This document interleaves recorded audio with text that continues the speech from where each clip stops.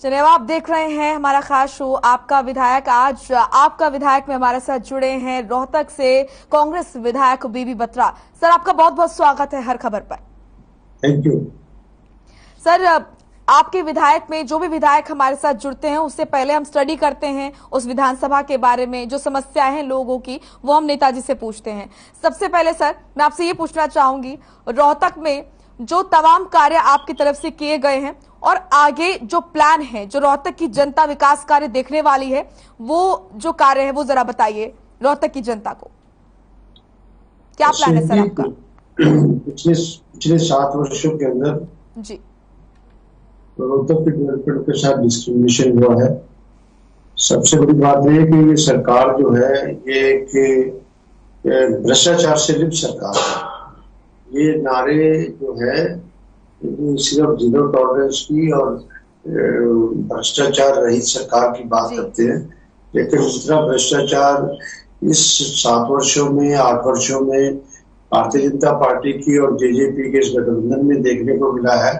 जब से हरियाणा बना है इतना भ्रष्टाचार कभी भी नहीं हुआ है। ठीक। और जहां तक डेवलपमेंट की बात करते हैं, आज तक की ये नहीं गिनवा सके इस बात के लिए और ना ही अपने डेवलपमेंट के प्लान में बता सके कि इन्होंने 7 वर्षों में डेवलपमेंट क्या की है। Have they opened some university? Have they opened some colleges?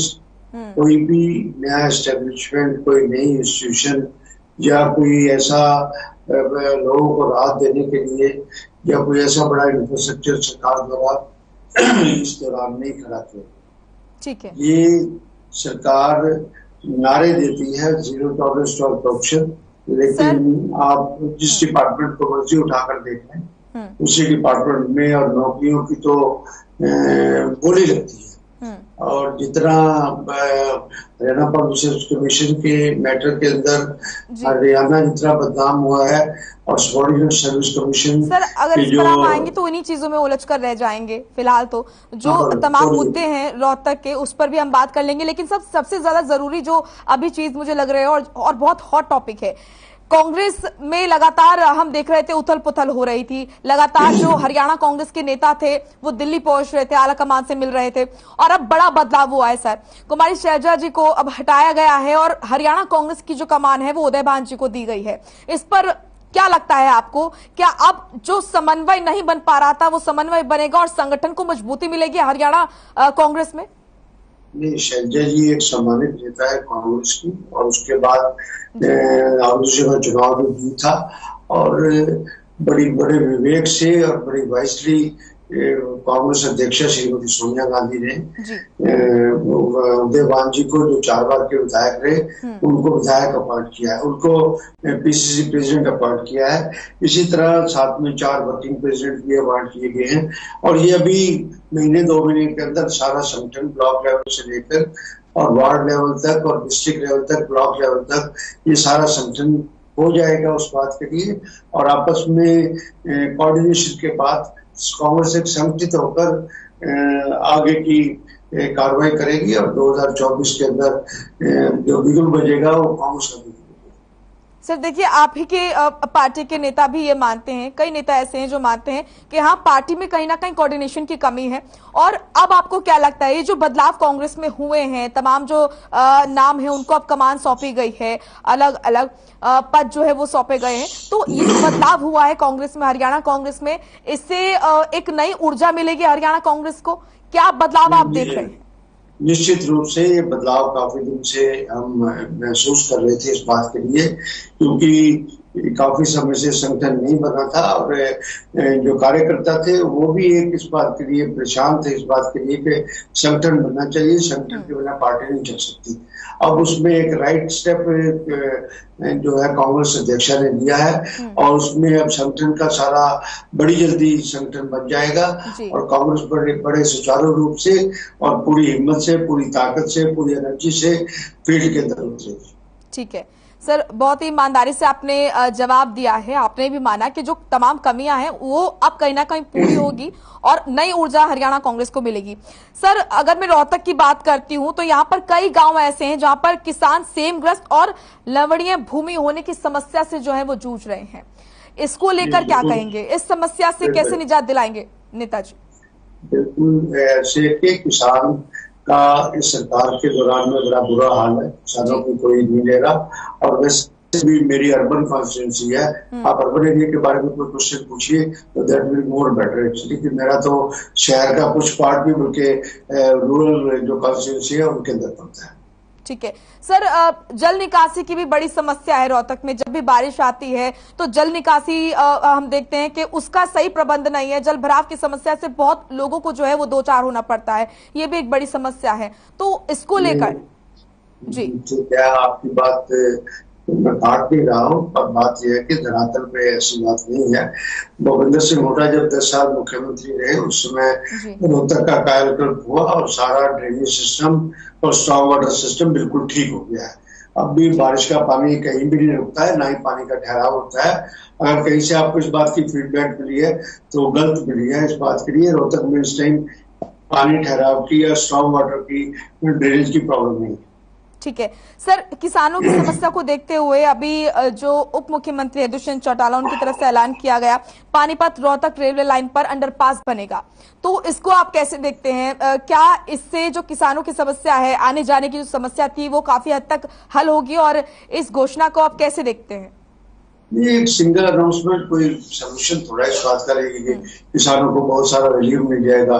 एक फ्लाईओवर बन भी जाएगा तो क्या किसानों को रिलीफ मिल जाएगा? किसानों की फसल को बाकायदा एमएसपी मिलना चाहिए, बोनस मिलना, बोनस उसके ऊपर बोनस मिलना चाहिए और हर एक चीज की सरकारी खरीद होनी चाहिए।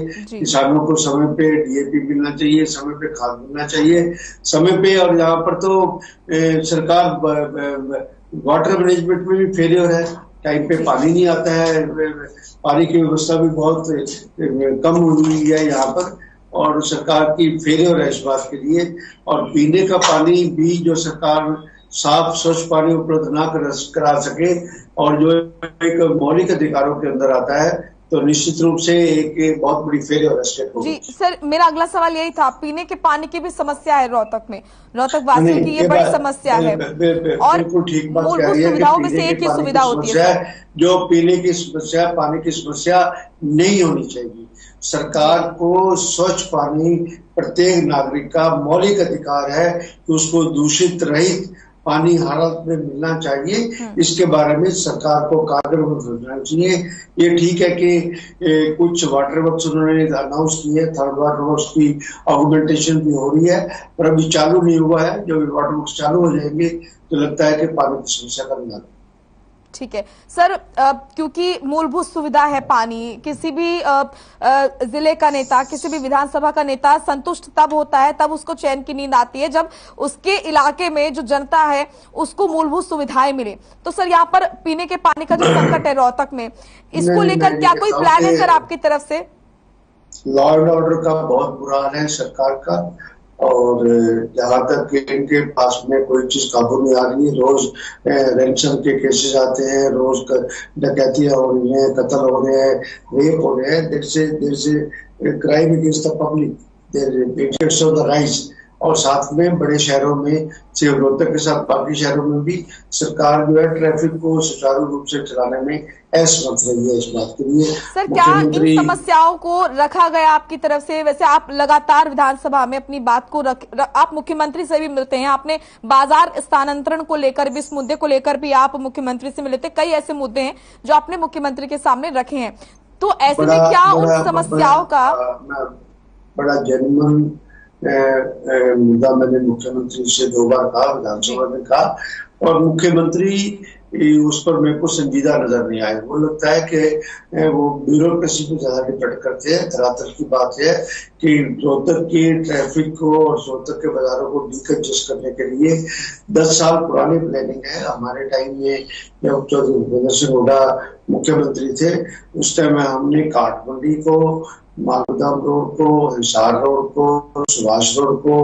और ये ऑटो मार्केट और ट्रकों की मार्केट है और मैं जो ये खुदरा ट्रांसपोर्ट का काम है, इन सबको शिफ्ट करने के लिए, काठमंडी को शिफ्ट करने के लिए सेक्टर 18A सेक्टर 21 से ऑलरेडी 12 हो चुके हैं और उसको 12 में भी कम से कम 7 साल हो गए।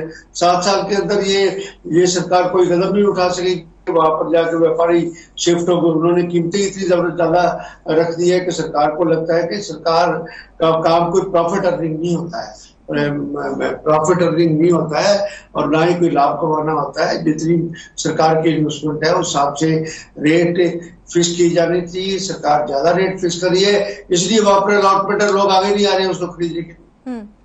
सर, लॉ एंड ऑर्डर को लेकर आपने कहा था, ये भी बहुत बड़ी समस्या है। लगातार हम देख रहे हैं चोरी डकैती इस तरह की जो वारदातें हैं वो हो रही है, तो इस पर कैसे अंकुश लगेगा? लॉ एंड ऑर्डर जो है ना एक स्टेट का बहुत अहम मुद्दा होता है जी। कानून व्यवस्था का पालन करना और लोगों की सुरक्षा ये बहुत बड़ा सब्जेक्ट है। और जहां पर जो सरकार से लोग संतुष्ट नहीं है, जो सरकार अगर लॉ एंड ऑर्डर पूरा मेंटेन नहीं कर सकती तो वो सरकार विफल सरकार बन जाती है। इसलिए इन मुख्यमंत्री श्री मनोहर लाल खट्टर जी की सरकार एक विफल सरकार है और ये बहाने हर एक बात में मारते हैं। इस बात के लिए मैं अगर उसके एग्जाम्पल दूंगा तो आपके इसलिए चलते चलते मैं चाहूंगी आप रोहतक वासियों से, आपकी जनता से क्या कहेंगे आप, क्योंकि आपको आस भरी निगाहों से वहां की जनता देखती है, आपको चुना है उन्होंने। ऐसे है कि मैं रोहतक की जनता का धन्यवाद करता हूं और साथ में ये भी है कि रोहतक के अंदर जो सिविल प्रणाली ठीक होनी चाहिए, पानी ठीक मिलना चाहिए। सड़कों के बारे में पिछले दिनों में मुख्यमंत्री को पत्र लिखा के 10 करोड़ कॉर्पोरेशन का इन्होंने सारे रहने में बुरा हाल कर रखा है। कॉर्पोरेशन को कहते हैं सेल्फ सफिशिएंट होकर सारा कुछ चलाओ या कुछ है, उनके पास आमदन के जरिए नहीं है और सरकार ग्रांटें देती है। तो यहाँ पर तो एक सड़कें टूटी है, जबरदस्त टूटी हुई है। सरकार आप खुद ही मान रहे हैं कि रोहतक में काफी काम होना बाकी है। हम उम्मीद करते हैं कि काम जो है हो और आपको जो जनता ने चुना है आप भी यहाँ पर काम करवाने के लिए, आप जो मुख्यमंत्री के सामने जाते हैं अपनी समस्याओं को लेकर, उन समस्याओं का भी हल हो। शुक्रिया सर आपका, आपने बहुत ईमानदारी से तमाम सवालों के जवाब दिए। हम उम्मीद करते हैं कि रोहतक की जनता को अपने सवालों के जवाब जरूर मिलेंगे। तो आपका विधायक में आज के लिए इतना ही। आप देखते रहिए हर खबर। नमस्कार।